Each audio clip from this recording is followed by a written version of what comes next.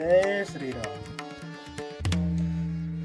अत्रि कहऊ तब भरत सन, शैल समीप सकूप, राखे तीरथ तोय तहाँ, पावन अमीय अनूप।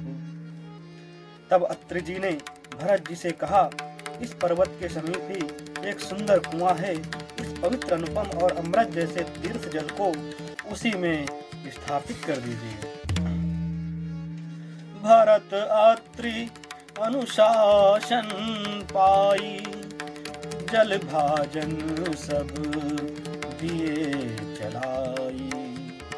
शानुज आप अत्रि मुनि साधु, सहित गए जहाँ कूप अगाधु।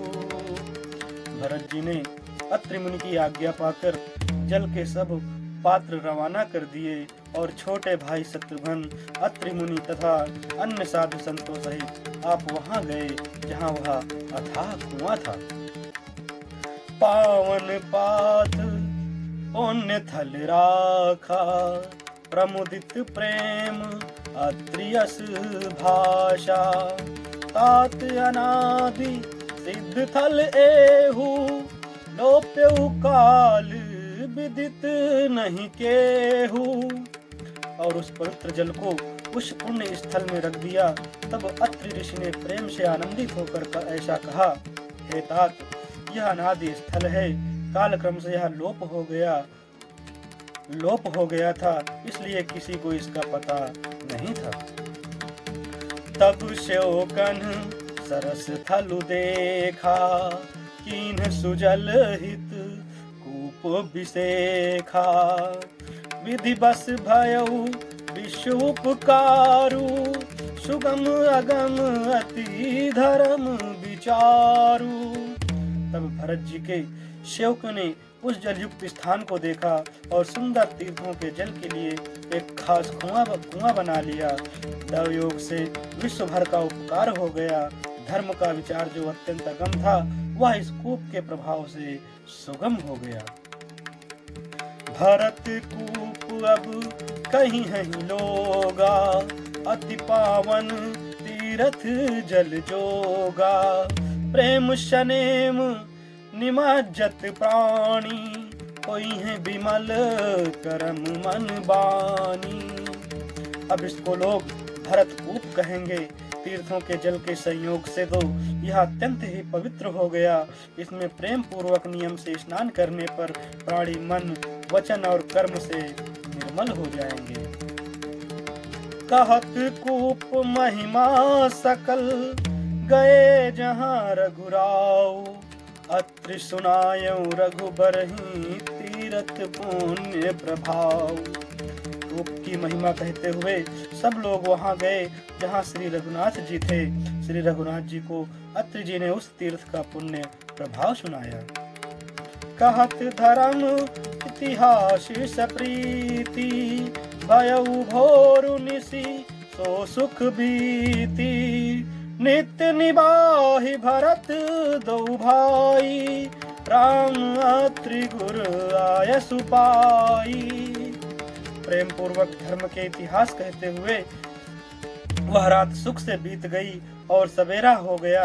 भरत शत्रुघ्न दोनों भाई नित्य क्रिया पूरी करके श्री राम जी, अत्रि जी और गुरु वशिष्ठ जी की आज्ञा पाकर सहित समाज साज सब साधे।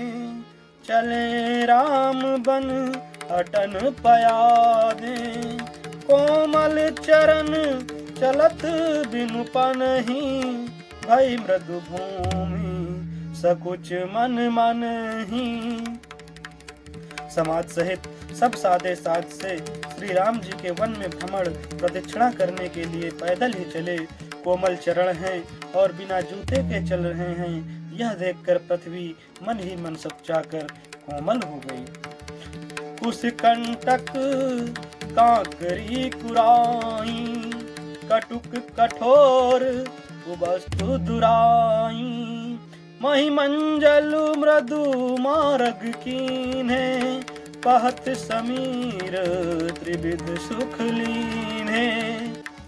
उस कांटे, कंकड़ी, दरारें आदि कड़वी, कठोर और बुरी वस्तुओं को छिपाकर पृथ्वी ने सुंदर और कोमल मार्ग कर दिए।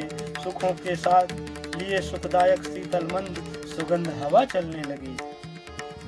सुमन बरसी सुर घन कर छाही, बिटप फूल फली तृण मृदुताही। मृग बिलो की खग बोली सुबानी, से वहीं सकल राम प्रिय जानी। रास्ते में देवता फूल बरसाकर, बादल छाया करके, वृक्ष फूल फल कर, तृण अपनी कोमलता से, मृग पशु देखकर और पक्षी सुंदर वाणी बोलकर सभी भरत जी को श्री रामचंद्र जी के प्यारे जानकर उनकी सेवा करने लगे। सुलभ सिद्ध सब प्राकृत हूँ, राम कहत जमुहात। राम प्राण प्रिय भरत कहूँ, यह न होई बड़ी बात। जब एक साधारण मनुष्य को भी आलस्य से जम्हाई लेते समय राम कह देने से ही सब सिद्धियां सुलभ हो जाती हैं, तब श्री रामचंद्र जी के प्राण प्यारे भरत जी के लिए यह कोई बड़ी आश्चर्य बात नहीं है। यही विधि भरतु हिरत बन माही, नेम प्रेम लखी मुनि सकुचाही। पुण्य जलाश्रय भूमि विभागा, खग मृग तारु तृण गिरि वन बागा। इस प्रकार भरत जीवन में फिर रहे हैं। उनके नियम और प्रेम को देखकर मुनि भी सकुचा जाते हैं। पवित्र जल के स्थान, नदी, बावली, कुंड आदि, पृथ्वी के पृथक पृथक भाग, पक्षी, पशु, वृक्ष, तृण, घास, पर्वत, वन और बगीचे, चारु विचित्र पवित्र विषेखी। पूजत भरत दिव्य सब देखी, सुनि मन मुदित कहत ऋषि राऊ। है तू नाम गुण पुण्य प्रभाऊ। सभी विशेष रूप से सुंदर, विचित्र, पवित्र और दिव्य देखकर भरत जी पूछते हैं और उनका प्रश्न सुनकर ऋषि राज अत्रि जी प्रसन्न मन से सबके कारण नाम, गुण और पुण्य प्रभाव को कहते हैं। कतहु निमज्जन कतहु प्रणामा, कतहु बिलोकत मन अभिरामा। कतहु बैठी मुनिया सुपाई, सुमिरत सिय सहित दो भाई। भरत जी कहीं स्नान करते हैं, कहीं प्रणाम करते हैं, कहीं मनोहर स्थानों के दर्शन करते हैं और कहीं मुनियत्र जी की आज्ञा पाकर बैठकर सीता जी सहित श्री राम लक्ष्मण दोनों भाइयों का स्मरण करते हैं। देखी सुभाऊ शनेहु सुसेवा, तेहि असीस मुदित बन देवा। फिर ही गए दिनु पहर अढ़ाई, प्रभु पद कमल बिलो कहीं आई। भरत जी के स्वभाव, प्रेम और सुंदर सेवा भाव को देखकर वन देवता आनंदित होकर आशीर्वाद देते हैं। यूं घूम फिर कर 2.5 पहर दिन बीतने पर लौट पड़ते हैं और आकर प्रभु श्री रघुनाथ जी के चरण कमलों का दर्शन करते हैं। देखे थल तीरथ सकल, भरत 5 दिन मार। कहत सुनत हरिहर सुजसु, गयो दिवसु भई सांझ। भरत जी ने 5 दिन में सब तीर्थ स्थानों के दर्शन कर लिए। भगवान विष्णु और महादेव जी का सुंदर यश कहते सुनते वह 5वां दिन भी बीत गया। संध्या हो गई। भोर निहाई सब जुरा समाजू, भरत भूमि सुर तिरहुत राजू। बल दिन आजू जानि मन माही, राम कृपाल कहत सकुचाही। अगले 6ठे दिन सवेरे स्नान करके भरत जी, ब्राह्मण राजा जनक और सारा समाज आ जुटा। आज सबको विदा करने के लिए अच्छा दिन है, यह मन में जानकर श्री कृपाल श्री राम जी कहने में सकुचा रहे हैं। गुरु नृप भरत सभा अवलोकी, सकुचि राम फिर अवनि बिलोकी। सील सराही सभा सब सोची, कहूँ न राम सम स्वामी सकोची। श्री रामचंद्र जी ने गुरु वशिष्ठ जी, राजा जनक जी, भरत जी और सारी सभा की ओर देखा, किंतु फिर सकुचाकर दृष्टि फेर कर वे पृथ्वी की ओर ताकने लगे। सभा उनके शील की सराहना करके सोचती है कि श्री रामचंद्र जी के समान संकोची स्वामी कहीं नहीं है। भरत सुजान राम रुख देखी, उठी सब प्रेम धरि धीर विषेखी।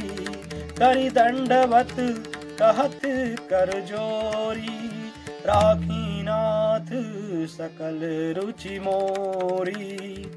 सुजान भरत जी श्री रामचंद्र जी का रुख देखकर प्रेम पूर्वक उठकर विशेष रूप से धीरज धारण कर दंडवत करके हाथ जोड़कर कहने लगे, हे नाथ, आपने मेरी सभी रुचियां रखी। मोहि लगी सहु सबहि संतापू, बहुत भांति दुख पावापू। अब गोसाई मोहि देव रजाई, सेवं अवध अवधि भर जाई। मेरे लिए सब लोगों ने संताप सहा और आपने भी बहुत प्रकार से दुख पाया। अब स्वामी मुझे आज्ञा दें, मैं जाकर अवधि भर 14 वर्ष तक अवध का सेवन करूं। जय श्री राम, जय जय श्री